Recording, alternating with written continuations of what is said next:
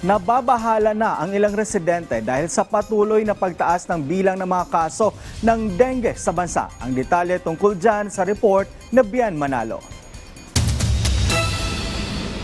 Nagbabala ang Department of Health sa posibleng pagtaas ng kaso ng dengue sa mga susunod na araw dahil sa mga pag-ulan.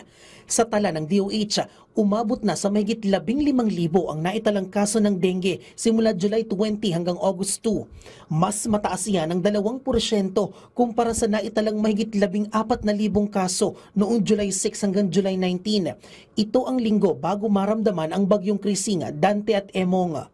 Sa Quezon City lang, umabot na sa mahigit 6,000 ang kaso ng dengue simula January 1 hanggang August 20.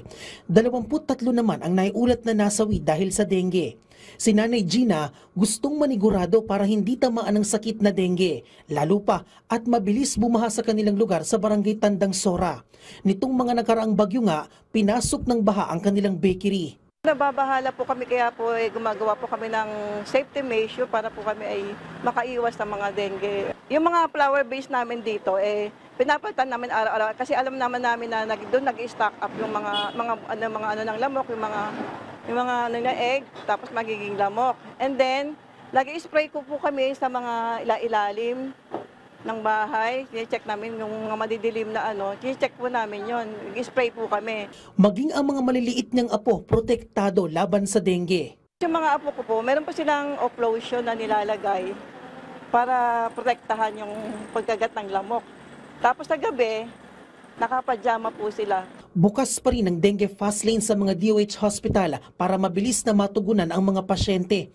Paalala naman ng kagawaran, panatilihin ang kalinisan ng kapaligiran para makaiwas sa dengue. Bumaba ng 18% ang kaso ng leptospirosis na naitala simula August 17 hanggang August 21. Sa kabuuan, umabot na sa mahigit 4,000 ang naitalang kaso ng leptospirosis simula June 8 hanggang August 21. Nananatili pa rin nakaalerto ang mga DOH hospital sa banta ng sakit dahil pa rin sa mga pag-ulan.